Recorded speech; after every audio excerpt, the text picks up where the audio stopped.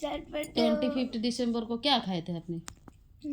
चटपटे वो क्या कहते हैं, मटर, सोया कटोरी, बाजरे कुरकुरे। बाजरा कुरकुरे? हाँ। कहाँ बाजरा कुरकुरे कहाँ से हो जाता है? वो इतना हेल्दी चीज मिलने लग गया कुरकुरे? हाँ, किसने लेके आया था? हैं? चंदन 3 चीज लेके आया था। बाजरा कुरकुरे होते हैं? मेरे को लाके दिखाइए ना। हाँ होते हैं ना। अब बाजरा का वो होगा ना, क्या बोलते हैं, बर्गर में मिलता होगा बाजरा का, क्या बोलते हैं, पिज्जा भी मिलता होगा, और बाजरा का सब कुछ बाजरा का ही मिलता होगा जंक फूड में, और मैदा तो गायब है उसमें से, है ना?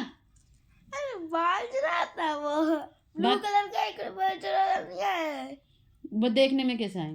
ब्लू कलर है वो, एक वो ओएस नहीं है उसकी तरह है। ओएस भी जंक फूड नहीं है, दाल चावल जंक फूड है।